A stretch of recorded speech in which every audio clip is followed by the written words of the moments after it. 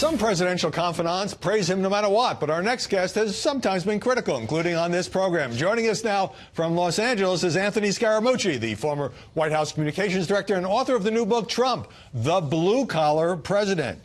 Now, you've told me that you don't like President Trump's constant criticism in the press. You've told him as well. What do you make of liberal critics in the media, pundits, some anchors, who say that Donald Trump's hot rhetoric and enemy of the American people, broadsides against the press, have helped foster a climate that helped produce the pipe bomb attacks? Okay, well, I think that's obviously unfair. I mean, you can't link madmen or people that have mental illness and say, well, it's because of the president. So you can't hold him accountable for those people. But if you're asking me, could the president de-escalate a little bit and have his approval ratings go up and be seen a little bit differently? Howie, I absolutely believe that. I think he's got a 5 to 7 point headwind from some of the bellicosity of the rhetoric. And so he may say, well, that's what got me to the presidency. But I think now is a transcendental moment for him where he could go to another level. And there's no reason why he couldn't be in the mid-50s, given what I see going on in the economy, right, and how happy people are with, jobs, wage growth, et cetera. So, but yeah, you can't hold him accountable for those people. That's ridiculous. Some people in the press also tying it to the horrible synagogue attack in Pittsburgh yesterday that killed 11 people. So if you think he could help himself politically by toning down the bellicosity and just, for example, he never made any public mention of the fact that CNN and Barack Obama and the Clintons and so forth were targets of these pipe bombs, why doesn't he do that? Because he believes it helps him politically not to? Well, no, I don't even think he's that contemplated about it. I think he's biologically designed where when people are smack talking against him, he'll smack talk back 2, 3, 4 times. And so he doesn't like the fact that he feels he's been treated unfairly. The Harvard study says 92% of the press treats him negatively. And so when they're coming at him, he'll come at them 4 or 5 times. But if he slowed it down one notch and just dialed in some level of, a smoother edge, if you will. It's not saying that he doesn't have to be adversarial, but sure, the whole warlike thing is just hurting him. So to me, calling President Obama as an example, that sign of graciousness, that would help him with that 5 to 7% of the people that really like him, but they're a little bit concerned about the sharpness of the tone, a little bit concerned about all of the angry rhetoric. Let me ask you about the president's veracity, a major topic in the media. Let me just briefly play a clip from MSNBC daytime news anchor Stephanie Ruhle. Every day the President of the United States lies, and every day the media fact-checks him. And if he would like that to stop, he should stop lying.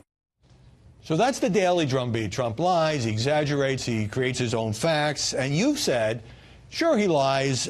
You've told him not to lie, but that journalists and other opponents make a mistake in thinking this is the way to beat him on this question. Explain.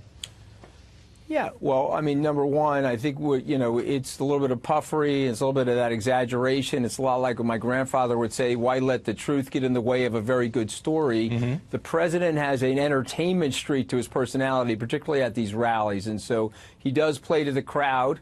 And I think that these hall monitors in the media that are, quote unquote, fact checking him and have all of this anger are making a very big mistake. It's okay to say, okay, he said this, but here's the facts. But to get all upset like that, I think it's not helping them. Right. If anything, it's galvanized the president's base. So well, they don't like when I say that. They cut me off. So I'm not going to cut you off. I'll give you a chance to answer.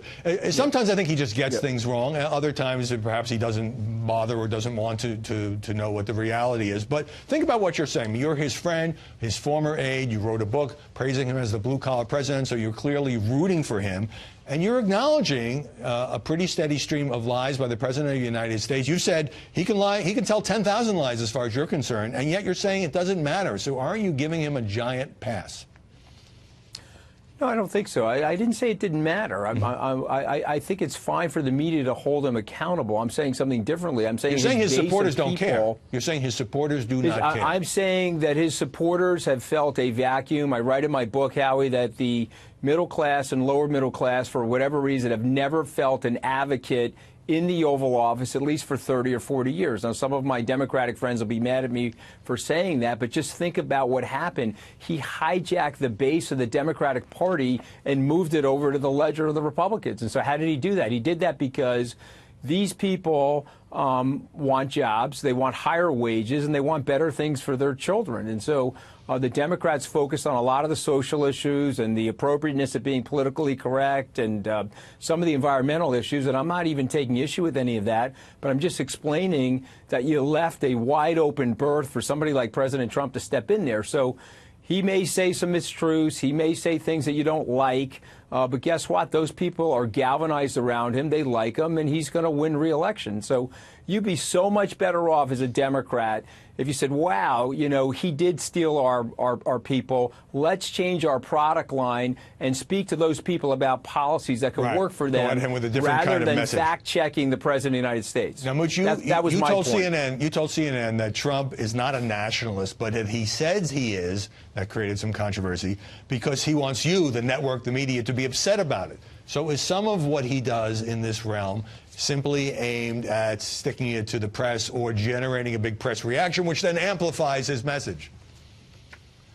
Okay, so the fact that people don't understand what you just said is absolute fact. I find it ironic. It's almost like laughable. Okay, so, you know, he's clearly not a nationalist. Okay, he can go out tomorrow night and speak somewhere, you know, pick the location on the campaign trail, call himself a nationalist.